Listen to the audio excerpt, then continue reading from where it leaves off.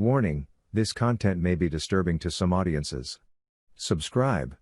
If you dare. When I started high school, I used to hide behind a vending machine during lunch because I didn't know anyone. A few days later, I noticed someone else hiding behind the vending machine right across from me. We became friends shortly after.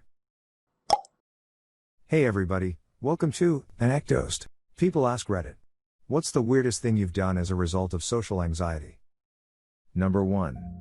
I was in a dance class a few years ago and we had to do improv. Everyone there was a way better dancer than me, so I had a difficult time just with that. Well, my teacher gave us 5 minutes to come up with a dance to a whole song, and you'd have to dance in front of the class alone. I noped the F out of there and ran and hid in the bathroom. My cell phone was still in the classroom, but at that point I didn't care. I decided to sneak out the front door of the studio. Well, there's a small problem there. The walkway to the parking lot was in front of the giant windows of my classroom. I decided to just duck down and run the best I could, hoping no one saw me. I made it to the car and had my dad run in and get my phone. Didn't go back to my class for a few weeks there. Number 2. One time when I was a kid, I was calling up a girl I liked to ask her if she wanted to hang out. Her mom answered the phone and in my awkward teenage bumbling I asked her mom if she wanted to hang out. I'm still not quite over that one, nearly 10 years later. Number 3. It was 3rd grade.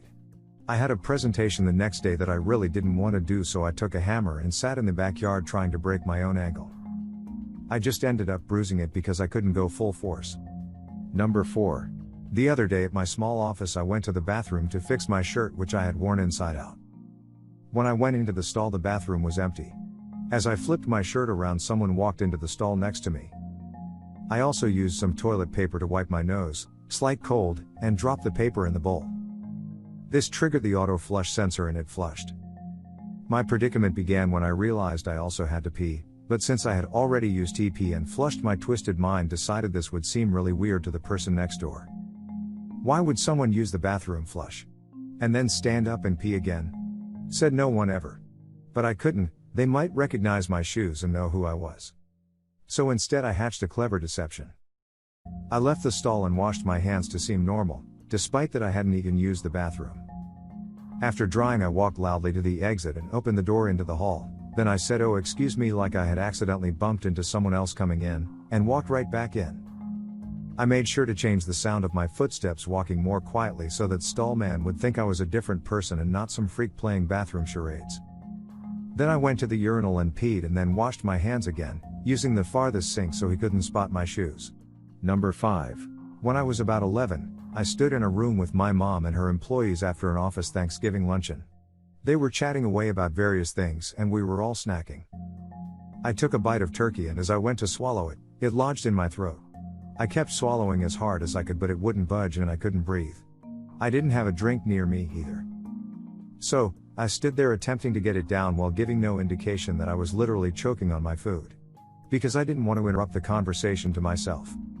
My vision was starting to black on the edges, and I was full on panicking inside when I finally got it swallowed down. I remember breathing heavy through my nose and my eyes watering, thinking how stupid I just was, but now I definitely couldn't say anything about it. Number 6. I was taking an oral Korean exam and my professor asked my name. I just stared at her with a look of horror because at that moment I forgot my name. She asked again in English and it took about a minute of silence for me to remember my name. Got a 95 at least. Number 7. I once hid from my family when they came over for the holidays out of fear of interaction. I hid especially from one of my cousins who was socially aggressive and just made me really anxious. I had nowhere else to hide where there weren't people, so I went into my bathroom and hid under the sink. I was about 8, and just planned to stay there as long as possible. My cousin, the aggressive one, came in, took a long and winded shit and then left. I just stayed there and am to this day even more terrified of interacting with him. I saw nothing but I heard every sound. Number 8. Commenter. I can't look people in the eye. If I keep eye contact longer than a couple of seconds I either feel this weird vibe like the other person is looking into my soul or some weird sexual tension. Like I get the urge to make out with them. I find long eye contact to be one of the most personal things I can do with someone. And it gets really noticeable after a while, especially during drinking in mixed company. Person B. I've finally found someone who understands this problem. I thought I was the only one who felt this way. The worst part about it is if you're trying to be serious, people usually think you're lying, because you can't look them in the eye when trying to tell the truth. Number 9. I hide when I have to make important phone calls at work.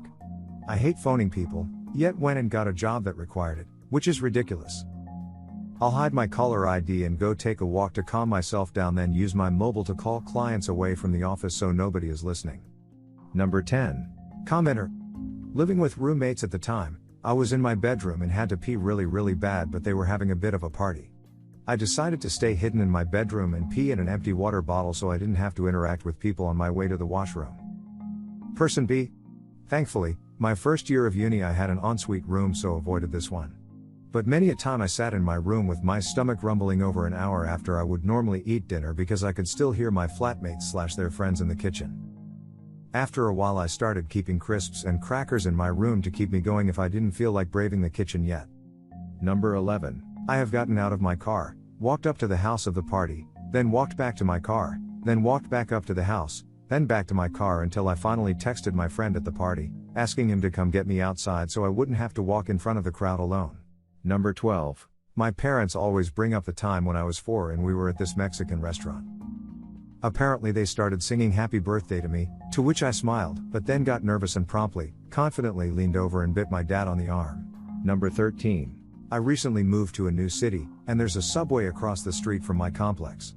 I decided to go there for dinner and wanted to get a footlong for that night and another one for tomorrow. Except I'm a big guy, they wouldn't believe I wouldn't eat them both in one sitting. So being the idiot I am, I ordered one for me and had my phone out pretending to get an order from my brother. Pretty sure they knew, pretty sure they judged, joke's on me though, I ate them both in one sitting anyways. Number 14. When I started high school, I used to hide behind a vending machine during lunch because I didn't know anyone. A few days later, I noticed someone else hiding behind the vending machine right across from me. We became friends shortly after. Number 15. Commenter. When entering a public restroom, if there already happens to be somebody in there, I'll wash my hands uselessly until they leave. If somebody else walks in before or just as they leave, I generally decide I don't really need to be there and live that stomach-busting hell until I can find another restroom to start the process all over again. Person B. I'll normally go sit in a stall and wait for the other person to leave. There have been multiple times where I'm sitting there quietly, and the other person sits there quietly, and we just sit there waiting until one of us leaves. Number 16. In middle school, I'd give lunch money to a friend and ask her to bring my tray to me so I didn't have to walk through the lunchroom. I'd also ask people to take my tray back for me once finished eating. Even worse than that, in 3rd grade I got super nervous when people would see me eat. I also had a fear of choking, so I'd only eat ketchup packets. I always loved ketchup, and I guess it was a way to get some sort of salty flavor that reminded me of food without actually eating anything solid. People would give me their ketchup packets and I'd eat like 10 or more at lunchtime, and that was it. If we had something good, I'd sneak it in my pocket, and once back inside the classroom, I'd sneak it into my backpack and eat it at home that day. For some reason, my fear of choking was much smaller at home. I was an odd kid. Thankfully my social anxiety is a pretty small factor in my life now, although anything is small compared to that, I guess. Lol. Number 17. One time I was with my girlfriend my senior year of high school, and we were just cuddling in my room, and I got a really bad anxiety attack, so I went to my bathroom and just sat in there and tried to calm down, and I had to text my parents to go up to my room and tell my girlfriend to go home. Lol, I felt so embarrassed. It was awful. Number 18. I was in a grad school interview and I was scheduled to meet with a particular professor for 30 minutes. We ran out of things to talk about after about 20 minutes. I am not good at making eye contact, but confident people make a lot of eye contact, right? So I continued to make eye contact with the professor for about a minute with no words being said, constantly thinking, don't break eye contact. What should I say? Don't break eye contact. This is horrible, until I came up with something meaningless to say. Number 19. I had Asperger's when I was a kid. I guess I still have it, but it's barely noticeable now. It was bad back then. Along with the Asperger's came very strong social anxiety. The school I was at didn't quite know what to do with me, because I could do the work well, but I was being bullied badly. So they decided to send me on what we called work experience. I'm not sure if this is a thing these days, or if it ever was in the USA. I'm from another country. It's a couple of weeks in a year where, instead of going to school, you do what's basically a short internship somewhere. It's to give you a taste for how the world works after school.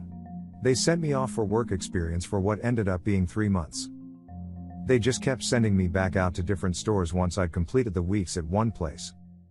Anyway, at first I was too anxious to ask to go to the bathroom until I was in pain from not going. By that point I'd pissed myself a little. Once the wet spot got larger than about an inch or two across the front of my pants, I'd ask to go. But before then I'd duck down between the aisles of this electronics store and check. I'd examine my crotch, feel the wetness, and sometimes even smell it. I don't know why. One day the manager called me into his office.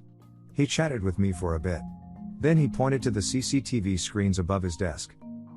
"See those? Pretty cool, eh? On these I can see everything that goes on in my store. Anyway, catch you later. See me if you need anything." Guess what? It wasn't until years later that I realized he was subtly explaining that he could see me checking my pants every day. I mean, subtle social interactions weren't exactly my strong point. Programming computers was, but that wasn't much help here. Pretty cringy moment when I realized he could see me the whole time, and, not only that, but after he nicely tried to tell me this, I just kept doing what I was doing. Number 20. I'm someone who suffers from severe social anxiety/phobia, so a lot of things I consider normal would probably be considered weird to most. Just off the top of my head, I don't take my trash outside or check my mail until very late at night or early mornings due to the fear of my neighbors being outside. Same goes for taking my dogs for walks. I have a special route I take that after a lot of trial and error results in the least populated areas. When I go to the store I will wait until an aisle has nobody in it before I get what I need. Overall I simply will go way out of my way to avoid any social interaction even if I could get something done twice as fast by interacting. Such is my life. Make sure to share your personal story in the comments below and have the opportunity to be featured in a future video. Also, if you like these topics, don't forget to like, subscribe, and hit the notification button to continue seeing more content like this every day. See you next time.